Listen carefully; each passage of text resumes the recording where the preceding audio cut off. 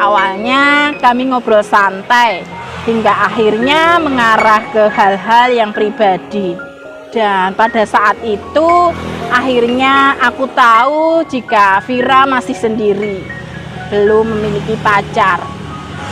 Dengan nada sedikit menggoda, aku pun nekat berkata, "Kalau Mbak Vira jadi pacar aku, mau nggak?" Assalamualaikum warahmatullahi wabarakatuh. Halo Elin Story Lovers, apa kabar kalian semua?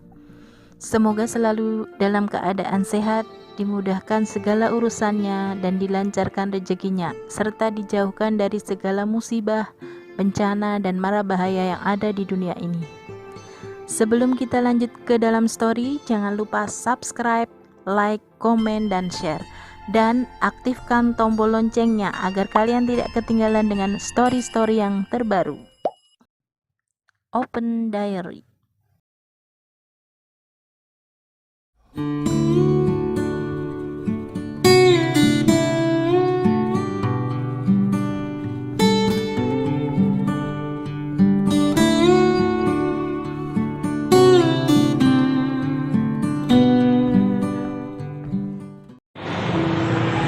Assalamualaikum warahmatullahi wabarakatuh. Halo Elin Story Lovers, apa kabar kalian hari ini? Pada kesempatan kali ini saya akan membawakan sebuah kisah yang dikirim oleh Mas Hendra di Jogja. Perkenalkan, namaku Hendra. Aku tinggal di daerah Sleman, Yogyakarta. Melalui channel ini aku ingin berbagi cerita tentang kehidupan rumah tanggaku yang sampai sekarang masih misteri. Mungkin setelah mendengar ceritaku ini, di antara teman-teman Elin Story Lovers ada yang tahu penyebabnya. Bisa disampaikan di kolom komentar ya. Diary berawal dari pertemuanku dengan seorang gadis cantik di sebuah optik di daerah Bantul saat aku akan membeli sebuah kacamata baca. Gadis itu bekerja sebagai pelayan di optik tersebut. Vira namanya. Vira orangnya sangat ramah saat melayani pelanggan optik.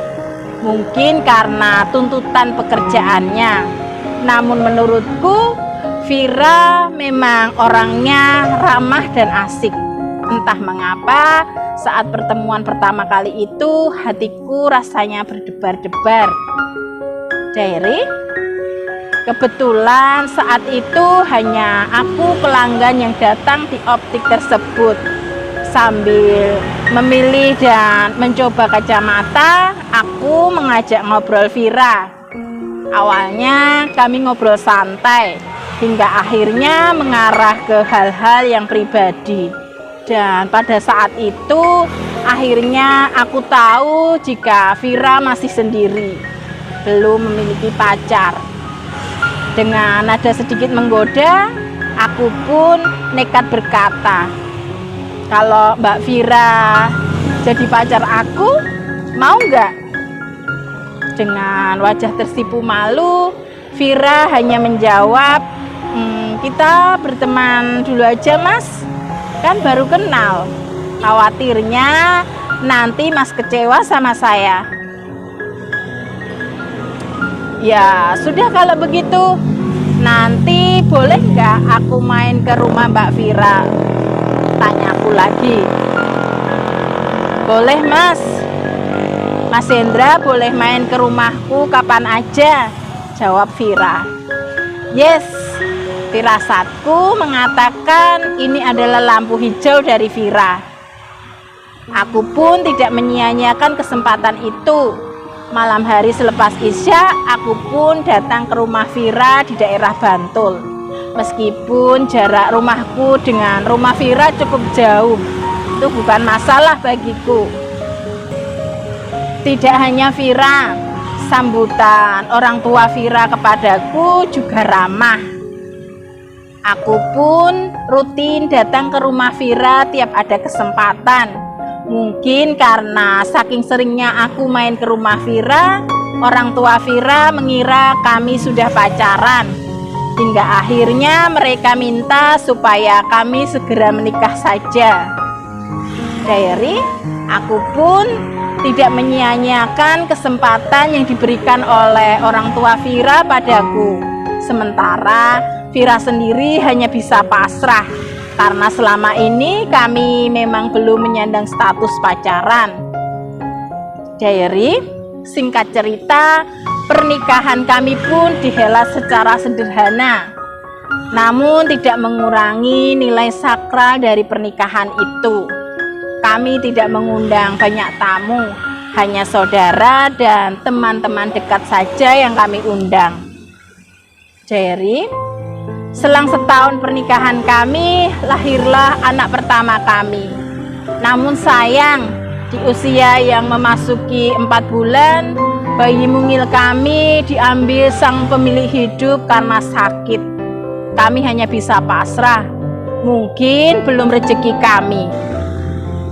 Selang 2 tahun kemudian, lahir anak kedua kami, seorang bayi perempuan cantik. Alhamdulillah, anak kami tumbuh sehat. Setelah anak kami berumur 4 tahun, istriku hamil anak yang ketiga. Istriku pun rutin memeriksakan kehamilannya ke puskesmas dan sesuai HPL, anak ketiga kami lahir secara normal. Seorang bayi laki-laki mungil yang lucu. Dan lagi memasuki usia 4 bulan, anak ketiga kami meninggal karena sakit. Kami pun pasrah. 2 tahun setelah meninggalnya anak kami yang ketiga, istriku hamil anak keempat. Sesuai HPL, lahirlah anak keempat kami, seorang bayi laki-laki. Anak keempat kami tumbuh sempurna dan sehat. Mungkin istriku trauma dengan meninggalnya anak pertama kami dan anak ketiga kami. Namun aku masih ingin memiliki anak lagi. Prinsipku, banyak anak, banyak rezeki. Istriku pun akhirnya memenuhi keinginanku. Setelah anak keempat kami berusia sekitar 3,5 tahun, istriku hamil anak kelima kami. Diary, berdasarkan hasil USG saat kehamilan memasuki bulan ke-7, diketahui anak dalam kandungan istriku berjenis kelamin perempuan. Dan benar saja, saat memasuki HPL, lahir anak kelima kami, seorang bayi perempuan yang cantik. Dan peristiwa pahit kembali terjadi. Bayiku meninggal saat baru berusia sekitar 4 bulan karena sakit. Diary, entah kebetulan atau tidak, aku sendiri heran kenapa anak-anakku yang lahir di urutan ganjil selalu meninggal. Padahal aku dan istriku tidak pernah melakukan hal-hal yang berbau mistis yang dilarang oleh agama. Kehidupan kami normal sebagaimana orang pada umumnya. Diary, setelah kejadian meninggalnya ketiga anak kami, istriku sudah tidak mau hamil lagi. Kini kami bertekad membesarkan kedua buah hati kami yang masih ada, yang kebetulan lahir di urutan genap, anak kedua dan keempat. Demikian sebuah kisah yang dikirim oleh Mas Hendra di Jogja. Terima kasih Mas Hendra yang sudah berkenan membagikan kisahnya di Elin Story. Nah, buat kalian yang mempunyai kisah yang serupa dengan kisahnya Mas Hendra atau mempunyai pengalaman hidup yang tidak bisa kalian lupakan sepanjang hidup kalian, silahkan kalian kirim di elins.story@gmail.com.